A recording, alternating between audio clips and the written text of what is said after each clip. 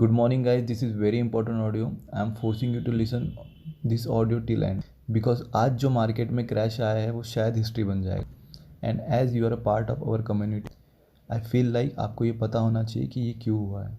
So if you know in 2021 world richest country is China.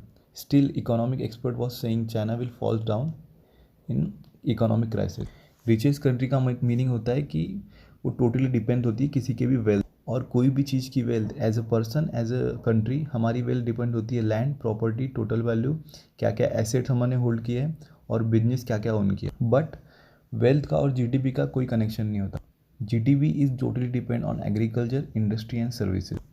अब अगर हम 2020 का जीडीपी देखते हैं वर्ल्ड का तो आपको 2020 में 63rd रैंक पे रैंक दिखेगा चाइना का. और अगर आपको कंपेयर करना है तो आपको पता चलेगा यूएसए का रैंक था 4th.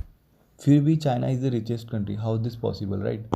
पूरे वर्ल्ड का हम अगर वेल्थ चार्ट देखते हैं तो ये 48% रियल स्टेट पे डिपेंड होता है. लेकिन अकेले चाइना का हम अगर वेल्थ चार्ट देखते हैं तो ये 78% सिर्फ चाइना का रियल स्टेट पे डिपेंड होता है and that is normal.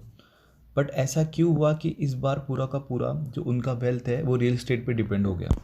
Because Chinese Xi Jinping government doing dictatorship on Chinese central government. तो as normal Chinese central government ने अपनी लोकल गवर्नमेंट पे टारगेट रख दिए कि आपको एक पर्टिकुलर रीजन में इतनी जीडीपी लाके ही दिखानी.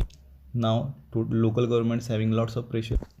तो सबसे आसान तरीका बन गया लोकल गवर्नमेंट के लिए कंस्ट्रक्शन करो, अपार्टमेंट बनाओ, बड़े बड़े मॉल्स बनाओ, रियल एस्टेट प्राइस इन्फ्लेट करके दिखा दो. ठीक है, इससे क्या हुआ? रियल एस्टेट ने 29% कंट्रीब्यूशन दिया जीडीपी में चाइना को. अगर इसको हम इंडिया से कंपेयर करते हैं तो सिर्फ हमारा इंडिया 7% देता है रियल एस्टेट पे. ओके, और इससे प्रॉपर्टी वैल्यू जो थी चाइना की वो ओवर एस्टिमेट हो गई एंड वहाँ पे गोस्ट टाउन बनना चालू हो गया. अभी गोस्ट टाउन्स क्या होता है? गोस्ट टाउन्स एक्चुअली होते हैं कि चाइना ने इतने कंस्ट्रक्शन कर दिए जीडीपी को बढ़ाने के लिए कि उन्होंने पूरा का पूरा एक एरिया, हम इमेजिन नहीं कर सकते शायद, लेकिन वहाँ पे एक पूरे एरिया ऐसा है जिसमें कोई भी नहीं रहता घरों में. वो पूरा गोस्ट टाउन, भूतों का बंगला, एक बहुत बड़ा एक ऐसा एरिया बन गया जहाँ सिर्फ कोई नहीं रहता, सिर्फ बिल्डिंग्स ही बिल्डिंग्स दिखती है. और ये एक ही जगह पे नहीं, ऐसे बहुत सारे टाउन्स हैं. ओवरऑल 6 करोड़ से भी ज़्यादा ऐसे जो अपार्टमेंट्स है वो अभी भी खाली पड़े. 50+ ghost towns, that means 6 crore apartments and most of the construction done by Evergrande group, जिसको आने वाले टाइम में we will call Evergrande crisis. Now we are thinking कि ये कंपनी लोगों को ये सेल क्यों नहीं कर देती. लेकिन इसका रीज़न ये है कि for construction they take loan from government. Okay, अब उन्होंने बैंक से इतना लोन लेके रखा है कि अगर वो कम में अपने अपार्टमेंट सेल करना चाहे तो वो वैसे भी लॉस में ही रहेंगे. और अगर आप लोन की बात करें तो लोन चाइना में रियल एस्टेट कंपनीज़ का अभी $5 ट्रिलियन से भी ऊपर हो चुका है. अभी रिसेंटली कुछ हफ्ते पहले जब मार्केट अपना क्रिप्टो का बुलिश था तो उस वक्त मार्केट में ओवरऑल पैसा 3 ट्रिलियन था. तो आप सोच सकते हैं कि $5 ट्रिलियन लोन यानी कितना बड़ा लोन होगा.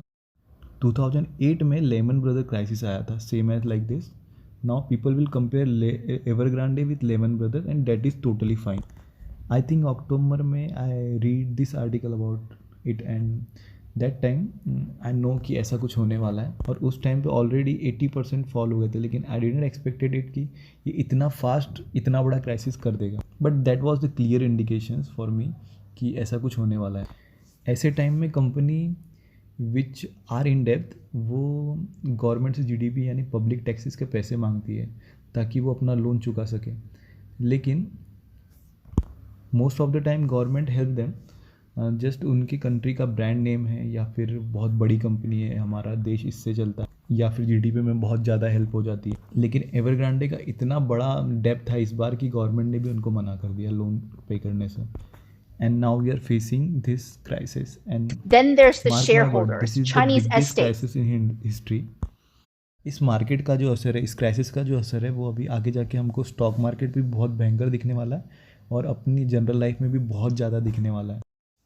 तो अभी हमें क्या करना है? मार्केट को स्टेबल होने देना है.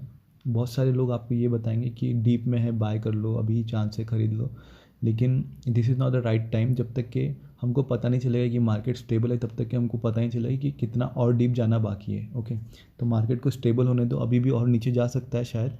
तो जब तक कि मार्केट स्टेबल नहीं होता तब तक के साथ में रहो and follow our calls and instruction which are on the way. Thank you so much.